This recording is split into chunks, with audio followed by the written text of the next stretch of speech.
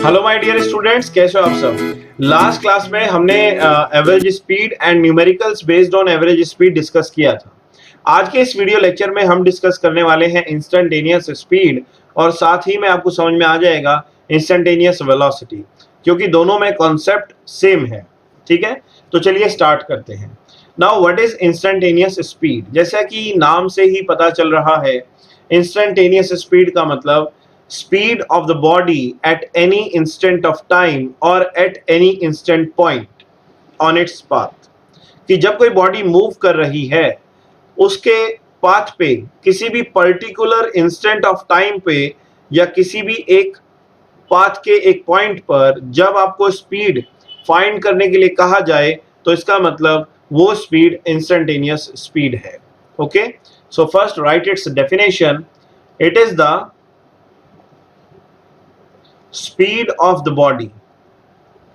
It is the speed of the body at any instant of time, at any instant of time or any instant of point, or any instant of point on its path।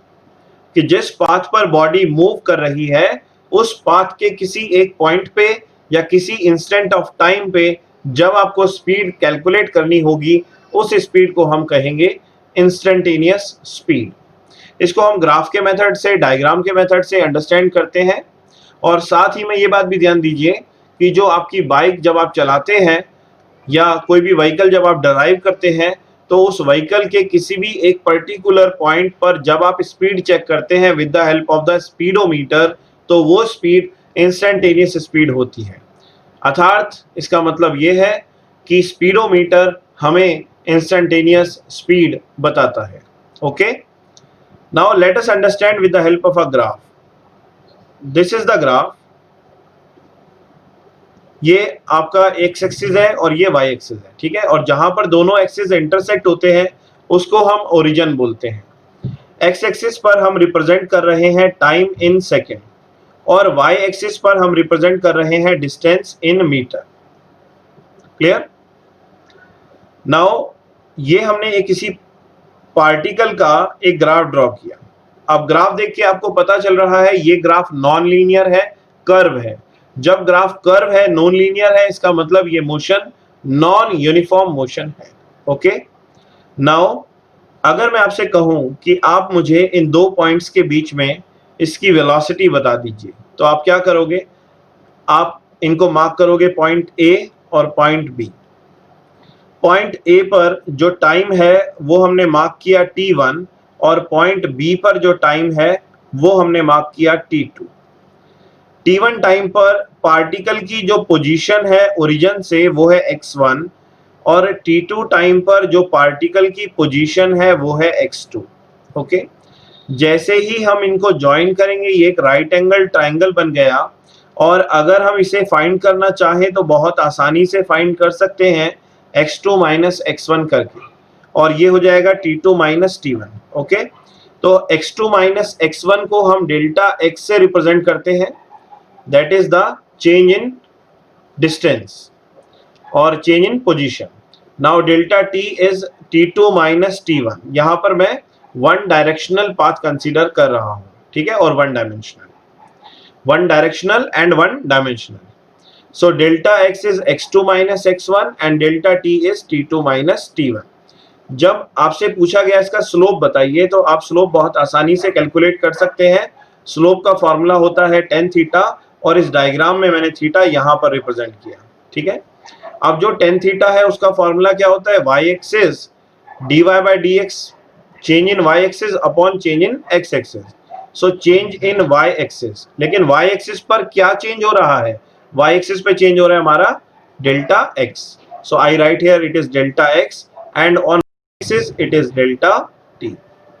so we know that delta x upon delta t is the formula of average speed। तो यहां पर जो हमने calculate किया ये है आपकी average speed. Okay, this is your average speed. But हम तो टॉपिक इंस्टेंटेनियस स्पीड पढ़ रहे हैं तो हमने एवरेज स्पीड क्यों फाइंड किया? तो देखिए, थोड़ा सा कॉन्सेप्ट को समझने के लिए किया। तो देखिए यहाँ पर ए और बी पॉइंट के बीच में आपने इस पार्टिकल की स्पीड फाइंड कर ली by the help of the slope of X T graph. Okay, now if I ask you what is the speed of the particle at this position और at this instant of time, कि इस particular point पर या इस particular position पर आप मुझे बताइए कि बॉडी की पार्टिकल की क्या स्पीड है। तो आप क्या करेंगे, इसको ज्वाइन करेंगे ऐसे, एक आपने लाइन एक्स एक्सिस के पैरेलल ड्रॉ की और एक लाइन वाई एक्सिस के पैरेलल ड्रॉ की। तो यहां पर आपको एक टाइम पता चला, उसको मैंने नाम दिया टी। ओके, तो इसका मतलब यह है कि मैं आपसे टी टाइम पर या फिर एक्स पोजीशन पर आपसे एक्स डैश मान लेते हैं, क्योंकि एक्स तो हमने इसको लिया है, एक्स डैश पोजीशन पर इसकी एवरेज स्पीड पूछ रहा हूं। ठीक है, so the speed of the body at any instant of time, so this is that instant of time T dash is the instant of time, और at any instant of point X dash is the point. तो आप मुझे बताइए T dash point time पर या फिर x dash instant point पर क्या बॉडी की स्पीड है, और उस स्पीड को हम क्या कहेंगे, that is called instantaneous speed. But इतना शार्पली एक पर्टिकुलर पॉइंट पर हम कैसे स्पीड कैलकुलेट कर सकते हैं? घबराइए मत, हम कैलकुलेट कर सकते हैं with the help of limits and derivatives. Okay, limits and derivatives. अब आप कहेंगे सर हम तो मैथमेटिक्स हमारे पास नहीं है, हम तो मेडिकल के स्टूडेंट हैं, तो उसमें भी घबराने वाली कोई बात नहीं है। Very simple method, technical terms को समझिए, मैथमेटिकल टर्म्स को समझिए अभी क्लास में, और आप इसको बहुत आसानी से सॉल्व कर पाएंगे। देखिए, इसके लिए हम क्या करते हैं, यहां पर मैं एक अलग से ग्राफ लाइन ड्रॉ करके आपको दिखाता हूं। मान लीजिए ये जो एक्सिस है, ये जो लाइन मैंने ड्रॉ की, ये टाइम रिप्रेजेंट कर रही है। ठीक है, अब मैंने आपसे कहा यहां से बॉडी ने मोशन स्टार्ट किया, ये है 0 second, 1 second, 2 second, 3 second, 4 second. मैंने आपसे कहा आप मुझे बताइए इस 2 सेकेंड पर कितना बॉडी की स्पीड है, तो that speed is instantaneous speed. पर इतना कम टाइम इंटरवल, क्योंकि देखिए 2 सेकेंड का मतलब क्या है, एक पर्टिकुलर पॉइंट की आप बात कर रहे हैं। ठीक है, इस पर्टिकुलर 2 सेकेंड पे आपको स्पीड कैलकुलेट करनी है, तो उसके लिए आपको डेल्टा टी की वैल्यू पता होनी चाहिए।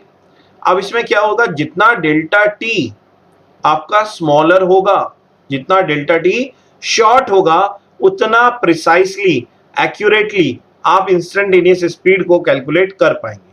लेकिन टाइम इंटरवल को हम कितना छोटा ले सकते हैं, कितना स्मॉलर ले सकते हैं, ये सवाल हमारे है ना। तो कितना छोटा ले सकते हैं, देखिए मैंने कहा इस 2 सेकेंड से जस्ट पहले और 2 सेकेंड के जस्ट बाद। 2 सेकेंड से जस्ट पहले क्या होगा, 2 सेकेंड से जस्ट पहले आप लिख सकते हो t1 time, that is 1.9999999999, 2 second से जस्ट पहले। और 2 सेकेंड के जस्ट बाद कितना होगा, 2.0000000000 लास्ट में लगा दिया 1।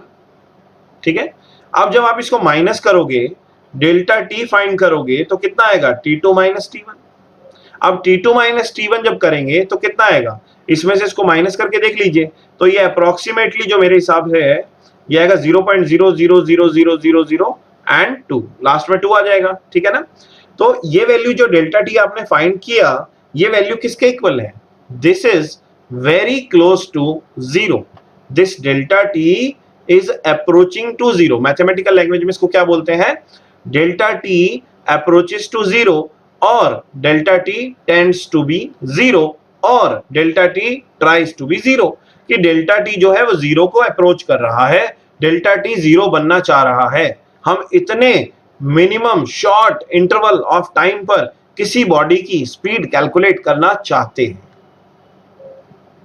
ठीक है, इतने शॉर्ट इंटरवल ऑफ टाइम पे हम बॉडी की वेलोसिटी कैलकुलेट करना चाहते हैं, जिसको हम इंस्टेंटेनियस वेलोसिटी कह रहे हैं।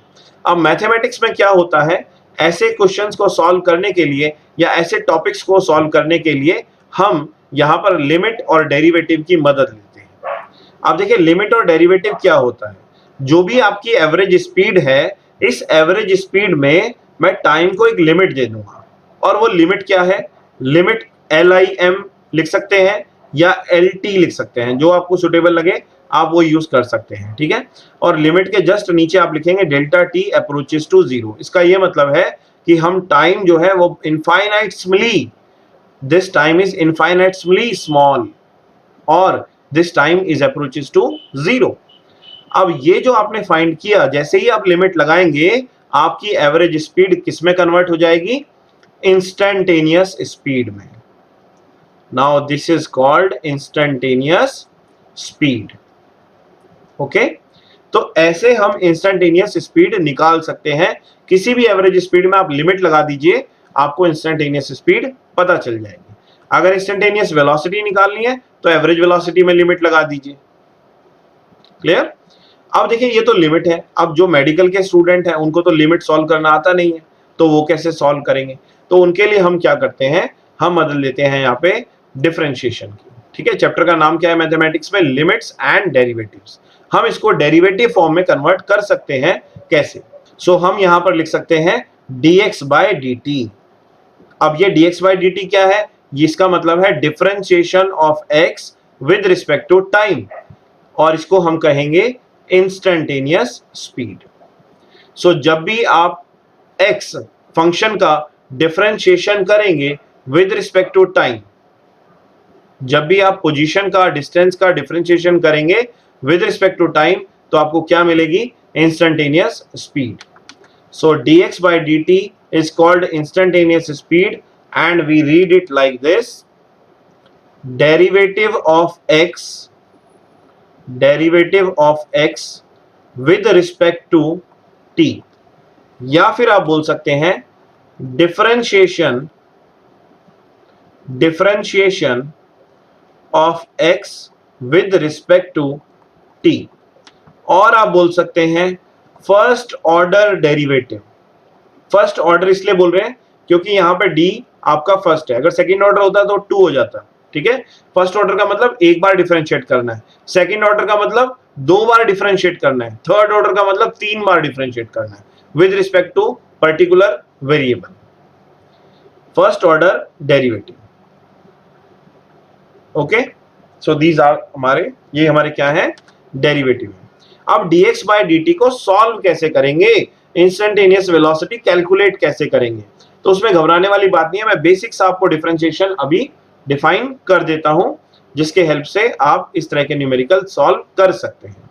अगर आपको डिफरेंशिएशन आती है तो बहुत अच्छी बात है, नहीं आती है तो भी घबराने वाली कोई बात नहीं है। देखिए, मैं एक बेसिक सा छोटा सा आपको एक समझा रहा हूं इसमें concept. y equal to f x, 9th class में भी किया होगा, जूनियर क्लासेस में आपने किया होगा।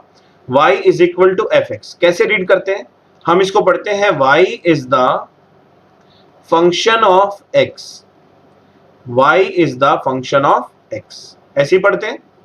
तो ये हमारा ग्राफ है। इस ग्राफ में हमने 2 वेरिएबल डिफाइन किए, एक y और एक x। ठीक है, y और x, इसका मतलब ये है कि y जो फंक्शन है वो x के ऊपर डिपेंडेंट है। अगर x की वैल्यू चेंज होगी तो उसके साथ में y की वैल्यू भी चेंज होगी। For each and every value of x there is unique value of y और different value of y। It depends on the function, ये किस तरह का फंक्शन है, क्योंकि फंक्शन तो आपके कई हो सकते हैं।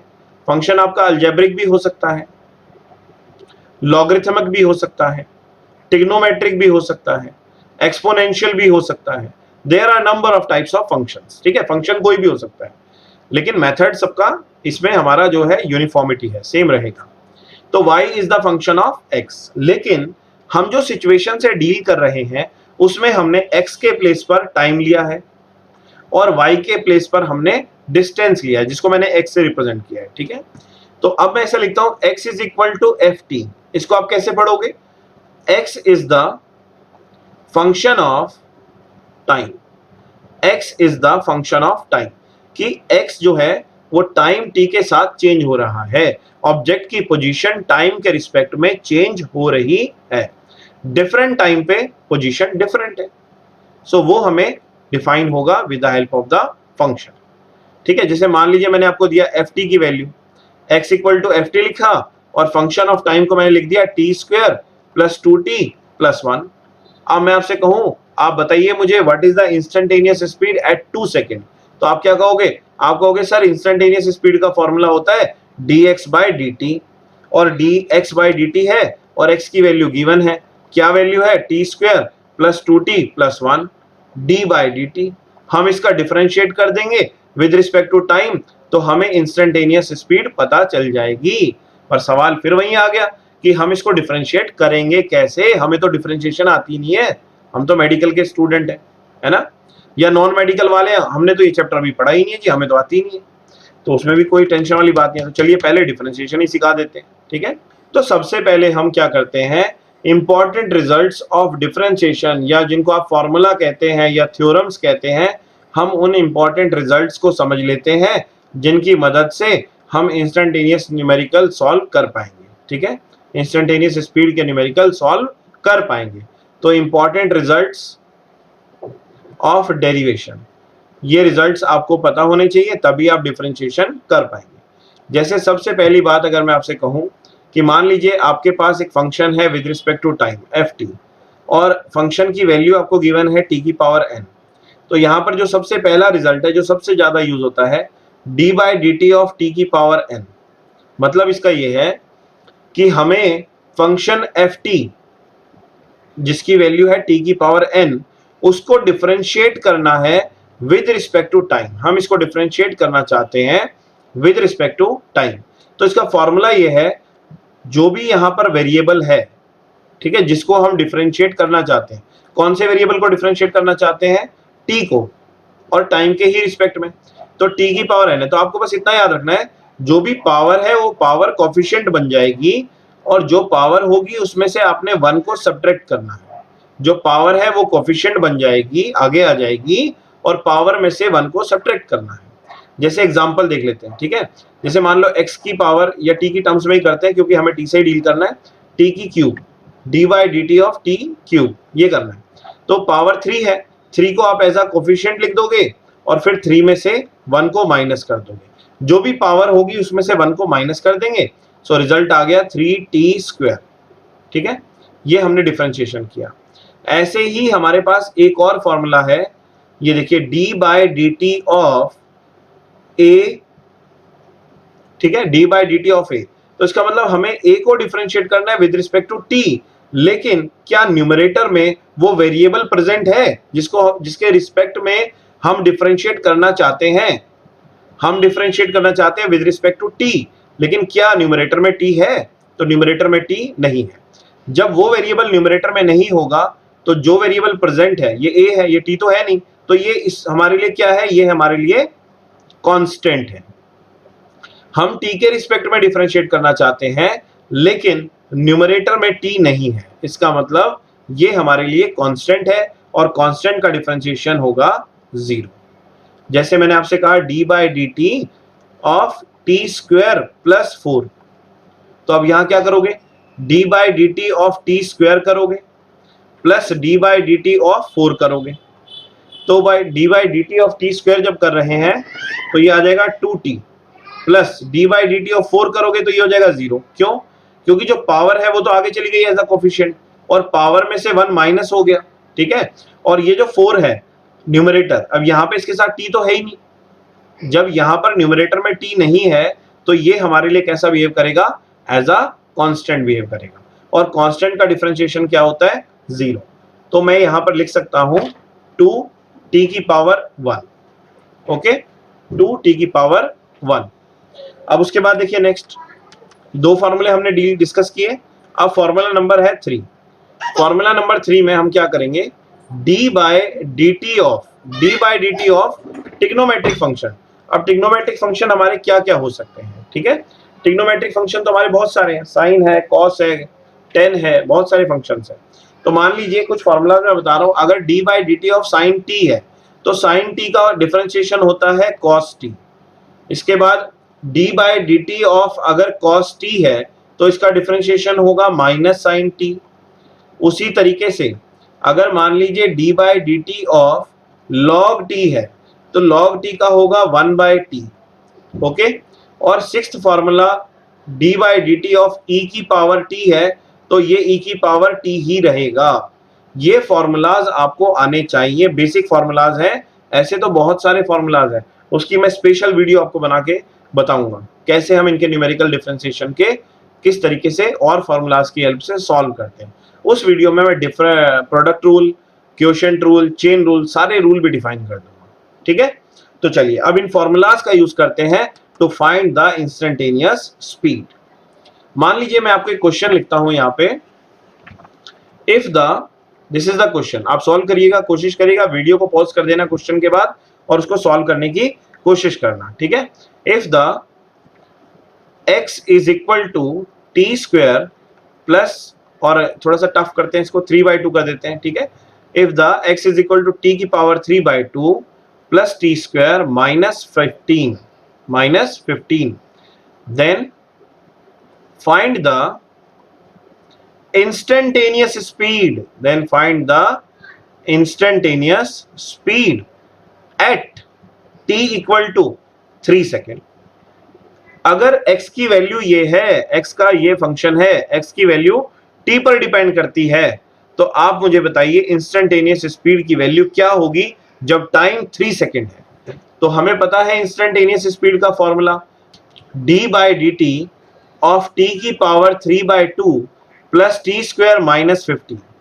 Now instantaneous speed d by D T of, differentiate करेंगे t की पावर 3/2 का plus d by D T of t की power 2 minus d by D T of t 15। Okay, 15 ही है यहाँ पे। तो अब ये देखिए, ये जो पावर है वो कोफिशिएंट बन जाएगी 3/2, t की पावर 3/2 -1 प्लस यहाँ पर पावर 2 है, 2 पावर आगे जाएगी और आप क्या करेंगे, पावर में से 1 माइनस करेंगे। याद रखिए, पावर को कोफिशिएंट बना दीजिए और पावर में से 1 माइनस कर दीजिए।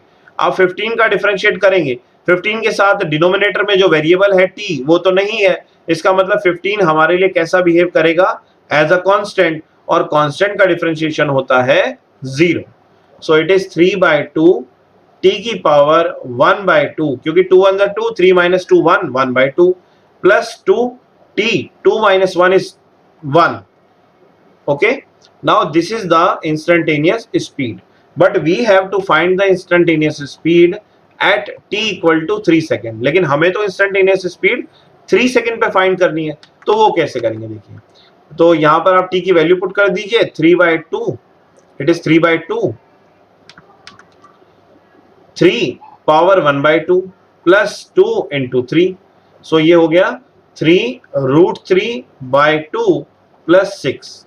ठीक है, अब इसमें से हम कॉमन ले सकते हैं 3, so it is √3/2 plus 2। This is the instantaneous speed.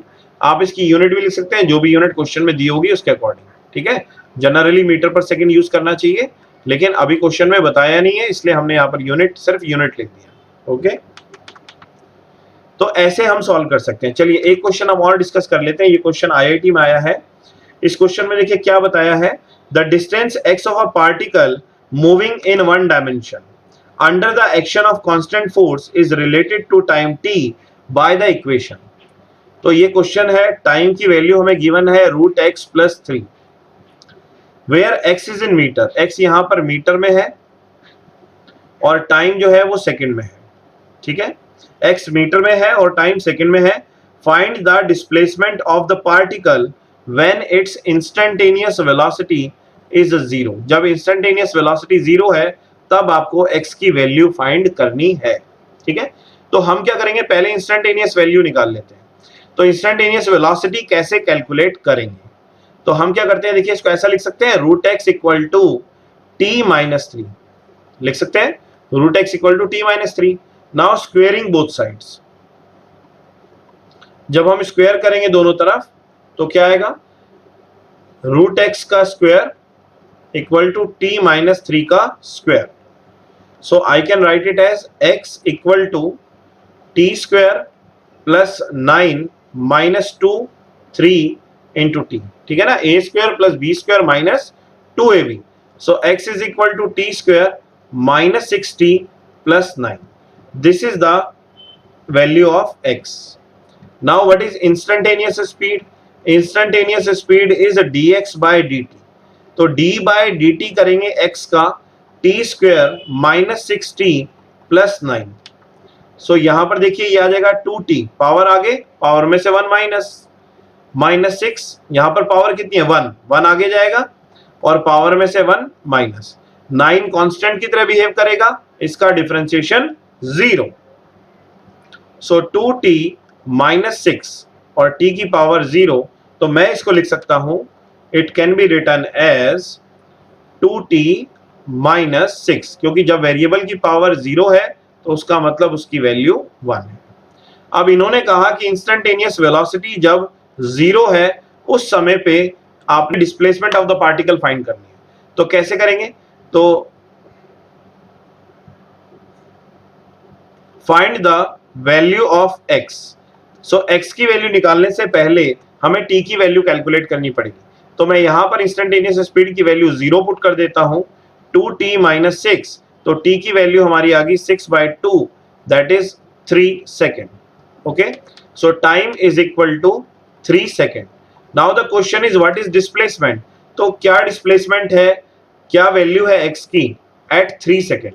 So equation हमारी थी root x equal to t minus 3, root x equal to t minus 3, यहां से हम लिख सकते हैं ना, root x equal to t minus 3।